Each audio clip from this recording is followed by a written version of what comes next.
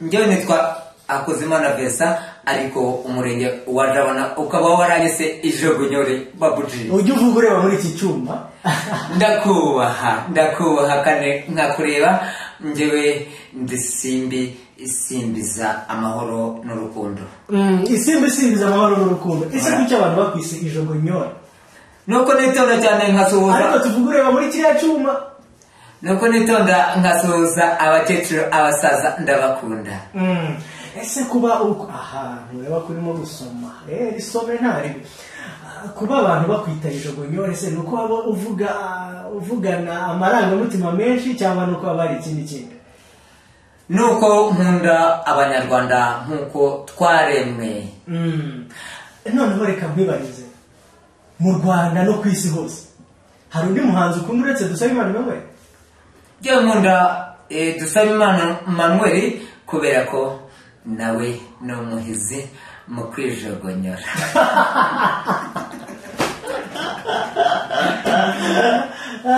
Urageze muhizi mu kwijogonyora. Ubundi ijambo kwijogonyora sinzi wenda nimba umuntu yabigarukamo akabigira mu buryo bwo gutebya cyangwa se mu buryo bw'utubyiniriro, mu buryo butari igitutsi. Nkawe Ijogonyore numva munabivuga mukabitsinda nyine Ijogonyore. Ijogonyore. Ubundi dukoryo twawe n'utuye. Njyewe nitwa Ijogonyore Babuji, nuko abaturage b'u Rwanda bambwiye ko ariko nitwa kubera ko mbashimisha cyane nk'Ijogonyora maceza dan ushaka iki ushaka baguye yewe tan uzakunde abaturage bose nkuko nawe wikunda. Ndakureba kandi ndagukunda, ndagukunda nzapejo, nzagukunda nzapejo, niyo napfa nzapejo, shamanga nzagukunda. Ngumwanzuka ngawe aragahinga kurutare mazaza sarurire kurutaro. Kagame Paul aradukunda, yaduhaye amazi maze amana amashanyarazi ubu ndacana kuri gazi. Murakoze. None se murabona ntijogonyora nkabyo ngo nyingi supane majane Maria we Maria Rosa cinjogotiranye same cinkope nayo mfite. Ntago ndusha kuririmba usibye ko mbyihorera. Databuja ntabwo arabimbwira, nzabibabwira. Umusaza rero Ijogonyore nubwo utajya wemera ko uri umusaza ngo muri karitsiye ngo bazi ko ari utereta cyane, ndagufatira nta kibazo. Njyewe ndabyemera kuko ndisikiti umukobwa ungezeho kereka adafite amaribori. Ni mama y'Imana ndamukunda nkamuteza swingi agahita nkurikira. Kamwabuze ndamutwara nubwo nambaye igikote ariko nzagura karuvati. Ariko noneho ndashaka kuvuga undeba hano. Mbese ntabwo mwandebaga? Ntabwo bakurebaga? Mbese aho ngaho harimo umuzungu? Mwambabariye ko nshaka kwiteretera ikizubazuba cyangwa se urukundo. N'umwana w'urukundo tuba tuvuga, cyangwa se gisupasupa, cyangwa se kirere cyanjye, cyangwa se umutima mwiza, cyangwa se rubavu rwanjye, cyangwa se nyana idasenguye bihogo byanjye. Ubwo ni umukobwa ndimo kuvuga witwa Ala Anski, ni ukuvuga ngo yitwa Nyirarukundo. Uwo mukobwa rero ndamukunda n'uw'igitaramo. Ubu aka kantu mvuze kazamugereho muzambabarire, yitwa Nyirarukundo, muzakamungerezeho, muzamubwire uti ngo kubana ni byiza. Iyo utereta rero ushyiraho umwete kandi noneho ukagenda umukora ku kibero maze akishima, maze niyo watanga inka ukamenya icyo utangiye. Murakoze. Amva ubu nonaha uramutse uhuye n'umukobwa aya masaha tuvugana umukobwa mwahura wamubwira iki?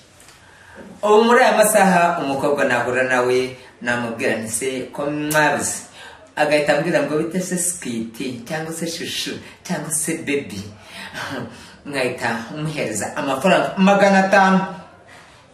Ntabwo narenza 500 kuko 500 nayo mbanya nayavunikiye cyane, ariko nanjye byama ni byinshi. gusa umukobwa arakundwa. Tumaje kwizirwa cyane namuha arenze 500 nkamuhe 2,000. Noneho reka nkwibariza ikibazo kimwe. Yego mu bahanzi nyarwanda harimo umuhanzi bita ngo igisupusupu cyangwa se uzwi ku izina rya Nsengiyumva. Yego ariko uvuge wegutse rwose kuri wowe. Ndamureba ariko se arimo hariya ko muri mukumbaza cyane ngo ndebe mu hariya kandi nkabona ijisho ntamubona.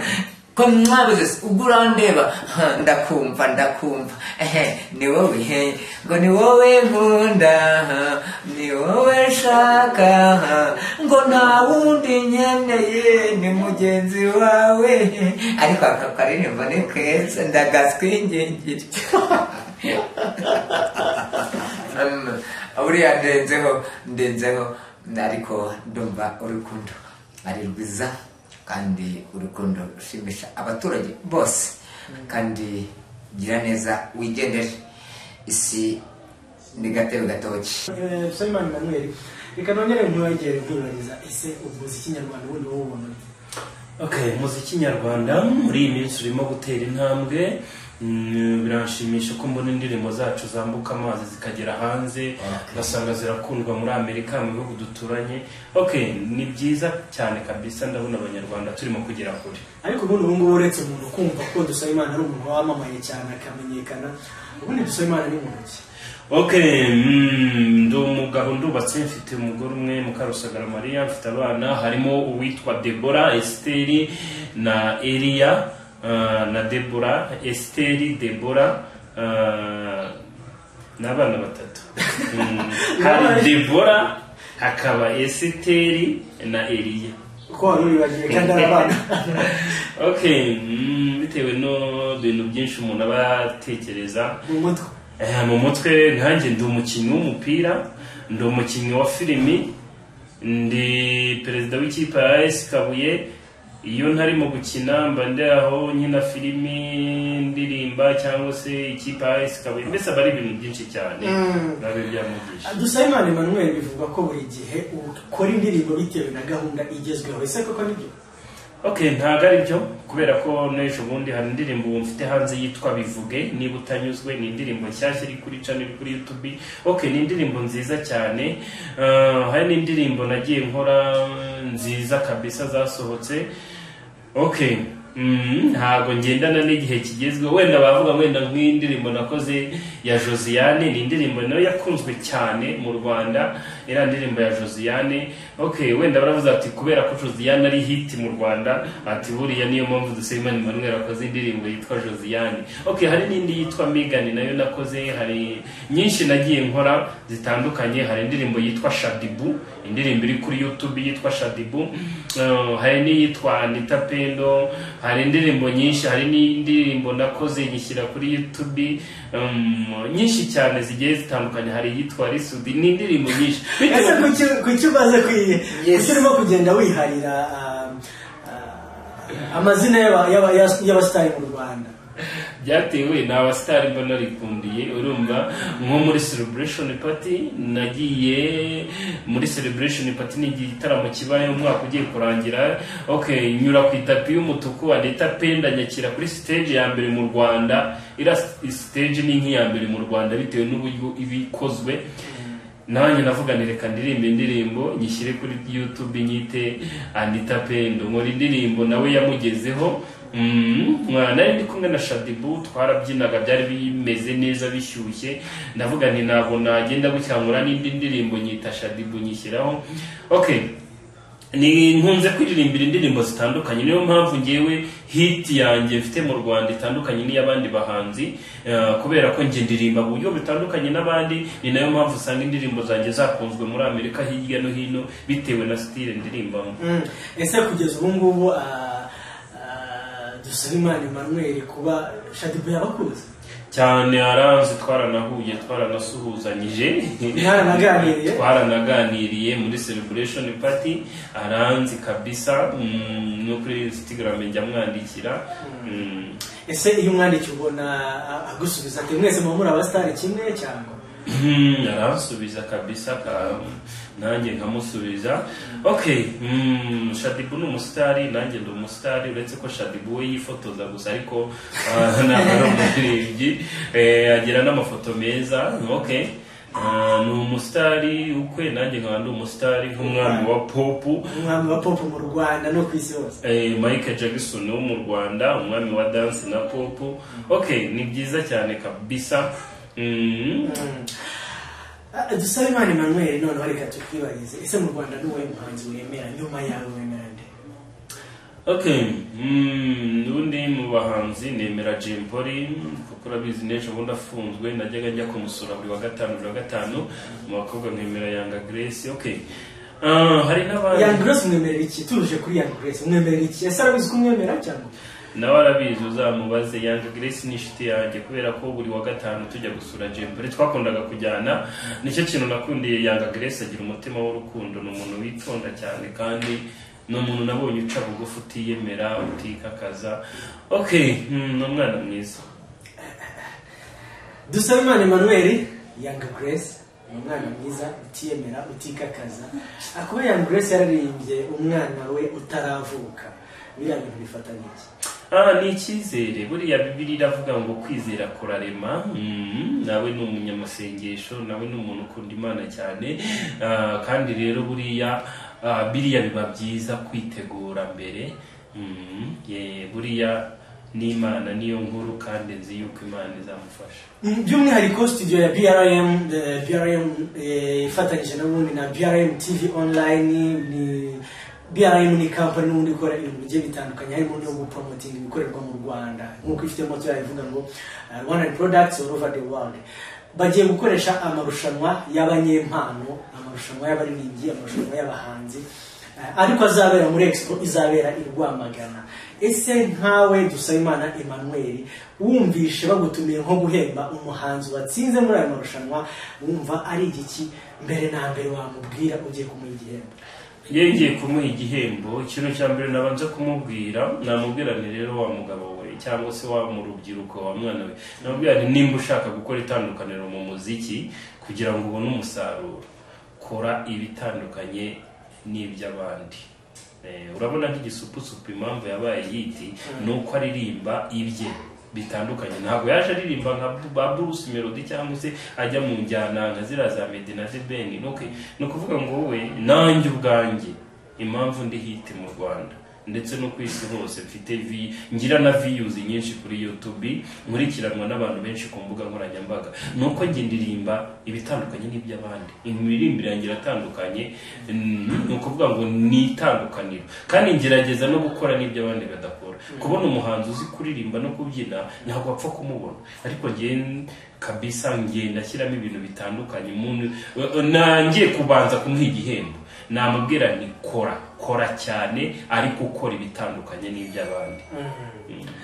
Dusabimana Emmanuel, igihe usaba abahanzi nyarwanda, ikintu nabasaba akenshi na kenshi ni ugushyigikirana, gufashanya, kuzamurana. Akenshi na kenshi hari igihe abahanzi baba badashaka kuzamura abandi, ariko ndakubwiza ukuri, nimba umuhanzi mugenzi wawe akugeza akakubwira ati mfasha tuzamuke, nimba umuciye amafaranga, ndabizi biba bikeneye taransiporo, wenda n'icyo kunywa n'iki, wijya kumumanikira ngo ube wamuca ibya mirenge, mufashe umuzamure, ariko utamushatse kumukamuramo inyungu, ariko gufashanya nibyo bya mbere, kugira ngo niyo mpamvu nabwira abahanzi nyarwanda mujye mugira umutima wo gufashanya nimba mugenzi wawe agusabye featuring. Okay, naheraho no gushimira nka Jay Polly tujya gukorana indirimbo niyanguye. Murabona Jay Polly ni umustar yatwegumaguma, ariko naramubwiye ndashaka ko dukorana indirimbo, ntabwo Jay Polly yigeze ananiza. Okay, nashimira na Fireman, nawe ni umuntu utarananije cyane mu gukorana nawe indirimbo, kuko iyo twakoranye na Jay Polly yitwa Abamibara. Wari ukirimo ujye gushimira uvuga uti Jay Polly ntiyangoye, Bruce Fireman ntiyangoye. Ese wari urimo ukomeje unasaba abahanzi nyarwanda muri rusange, okay, abahanzi biyemera babwira iki none? Buriya ngewe ntabwo bintu byo kwemera njya mbigira, ariko nashimiraga kubera ko buriya hari umuntu umusuba featuring nakugore. Okay, na Jay Polly dukorana indirimbo bita Abamibara rap, ntabwo yangoye kabisa. Naramwegereye turaganira, mubwira ikibazo ko ndi umukene nyine, ndabwira ko ari ukumfasha, aramfasha, n'amafaranga ntabwo yanciye yamirenge. Okay, no kuvuga ngo kuno byaje kugenda, naje na Fireman nawe twaraganiriye aramfasha dukorana indirimbo bita Beautiful Girl. Okay, hari abandi benshi bagiye bamfasha, na Bulldog nawe Imana imuhe umugisha nawe yaramfashije dukorana indirimbo bita Superstar. Okay, na Gapiro Pipifura nawe yaramfashije dukorana Superstar. Okay, ntabwo banguye bari abahanzi, Imana ibahe umugisha. Kuko mubaze ikibazo cy'amatsiko cyane. Dusabimana Emmanuel ni umuhanzi ukunzwe mu Rwanda no mu mahanga, ariko yitabira ku ndirimbo y'abandi, yitabira ku ndirimbo y'Igisupusupu, kandi mu kiganiro twemereye ko Igisupusupu akirusha hit. Ese ntabwo yaba yagutwaye umutima kuruta uko wowe witwaye umutima? Ariko iriya ndirimbo ni cover, nese gukora cover ntibyemewe. Cover ntibyemewe. Urabivuga iki kuri iki kibazo ubaje? Ni ukuvuga ngo wenda reka tubanze, wenda tubaze nkamwe ni mujye mwemeye cover ni mu Rwanda nizemewe. Cover ziremewe, ariko nkubajije nk'umuntu nyine wakabaye akunda iki? Okay, iriya ni indirimbo y'umugabo bita Silvizo, ni indirimbo yakoreye cover. Iyo ndirimbo nanjye yampaye ndirimbamo, urumva buri iriya ndirimbo ni yanjye, uretse yuko yakozwe n'abantu batatu. Ni indirimbo yaririmbwe n'abandi mwakoze cover, murashishura? Ni indirimbo bo bakoze, nge barampamagaye ntabwo nari nabizi, ndagenda nshyiramo igitero gusa, bayise cover Maria Jeanne, gusa naragiye nshyiramo igiteruro, naragiye nshyiramo interuro, ariko nyuma numva barambwira bati n'ubundi ni cover washyizemo igitero, ariko sinari kubyanga. Ariko n'ubundi uzabirebe no kuri YouTube, ntabwo indirimbo ari yanjye, ifite nyirayo ni abagabo babiri bayiririmbye, ariko harimo igitero cyanjye gitoya. Ariko nabajije aba producer barambwira ati amakava yemewe, amakava ya nta kibazo. Icyo ni ikibazo nari mfite cy'umwihariko, reka mushimire. Sawa mura